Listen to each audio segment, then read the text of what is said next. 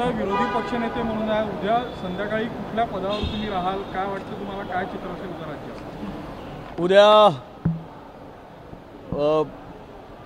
सत्तेतला आमदार म्हणून मी राहील असा मला विश्वास वाटतो. विश्वास नव्हे, खात्री आहे.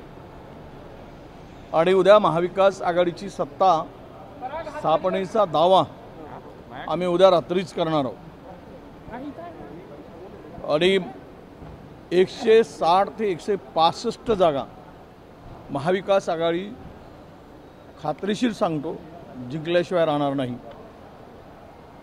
काय एक्झिट पोल वगैरे ते नंतर बघू, आम्हाला माहिती आहे.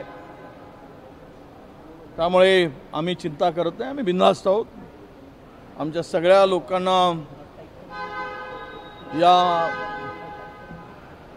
उद्याच्या काउंटिंगसाठी सतर्क राहण्याच्या सूचना आम्ही दिलेल्या आहेत. काय काय काळजी घेतली पाहिजेत आणि उद्या मतदान पूर्ण मोजणी होईपर्यंत मतदान केंद्र सोडायचं नाही, यासुद्धा सूचना आम्ही केलेल्या आहेत. महाविकास आघाडीकडून सुद्धा दावा केला जातो आहे की आम्ही बहुमत देणार, तुमच्याकडून पण दावा केला जातो, दोन्ही कडून दावा केला जातो आहे आम्ही सत्तेत. मग कोण सत्तेत नेमकं? ते उद्या कळेल. आज त्यावर काय, उद्या 12-1 वाजता चित्र स्पष्ट होईल आणि महाराष्ट्रातून महायुती हद्दपार झालेली तुम्हाला दिसेल. विरोधी पक्षनेत्यानंतर प्रमोशन म्हणून कुठल्या याच्यावर तुम्ही पुढच्या काळात दिसणार? आमदार तर राहणारच आहे सत्तेत, ते पुढचं काय असणार? मला वाटतं की हायकमांड जो निर्णय घेईल तो माझ्यासाठी अंतिम आहे. 2दा विरोधी पक्षनेता पद मी सांभाळलेलं आहे महाराष्ट्रात.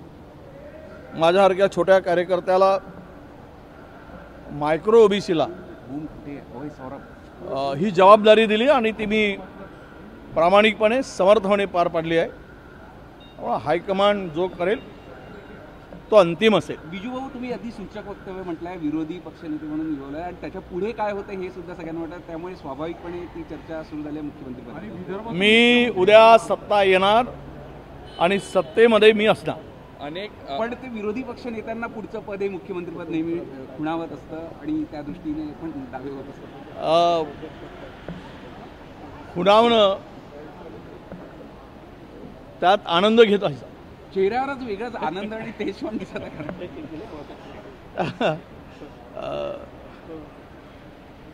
जे काम हाती घेतलं ते प्रामाणिकपणे केलंय.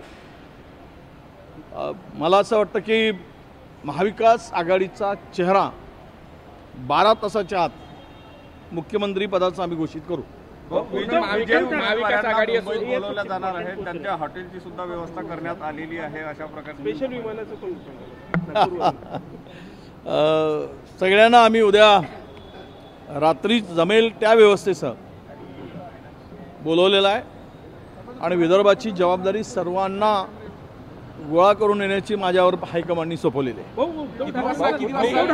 तडजोड केली जाणार नाही, जय्यत तयारी केली जात आहे. एकही छोट्या वस्तूंवर बारीक लक्ष ठेवलं आहे. पक्षश्रेष्ठी असो, मोठे नेते असो, का जबाबदारी वाटून सगळे काम सुरू झाले? आज मिटिंगच जबाबदारीची होती. काल पण एक मिटिंग झाली, आम्ही पोहोचू शकलो नाही. कालच्या मिटिंगमध्ये महाविकास आघाडीमध्ये आम्ही सगळ्यांनी काय करायचं, पवारसाहेबांचं मार्गदर्शन त्यामध्ये आहे. आमच्या मल्लिकार्जुन खरगे साहेब आम्हाला वारंवार सूचना करतायत. रमेश चेन्नीथालाजी आमचे प्रभारी ते पण सूचना करतायत. त्यामुळे सगळ्यांनी मिळून कुठलीही जबाबदारी कशी पार पाडायची हे ठरलेलं आहे. परवाला सत्ता स्थापनेचा मंडप हा तुम्हाला तयार दिसेल. किती अपक्ष आणि बंडखोरांशी संबंध आतापर्यंत संपर्क झालेला आहे, काय बोलणं झालं आहे? काँग्रेस महाराष्ट्रामध्ये जेवढे काँग्रेस विचारसरणीची मंडळी आहे त्यांच्याशी ते आमचेच आहेत.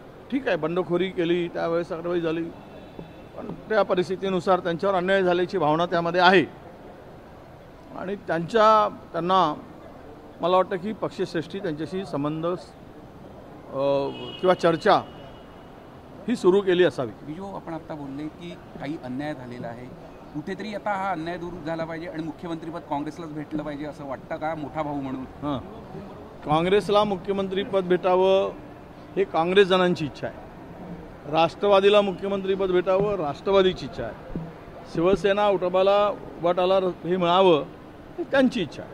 पण तीनही पक्ष एकत्र येऊन जो निर्णय होईल तो अंतिम असेल. मोठ्या भावाला कुटुंब प्रमुखच मुख्यमंत्री असेल, उद्धव ठाकरेंचं म्हणणं आहे. कुटुंब प्रमुखच मुख्यमंत्री असेल असं उद्धव ठाकरे यांचं म्हणणं आहे. कुटुंब प्रमुख एकच असतो आणि तो कुटुंब प्रमुखामध्ये 3 ज्यावेळेस घरं असतात तर तिघांनी म्हणून कुटुंब प्रमुख ठरवायचा असतो. तो आम्ही ठरवू. मोठा भाऊच असतो कुटुंब प्रमुख, मोठा भाऊच राहील कुटुंब प्रमुख? काय नाही, जबाबदारी जो पेलेल त्याच्याकडे होईल.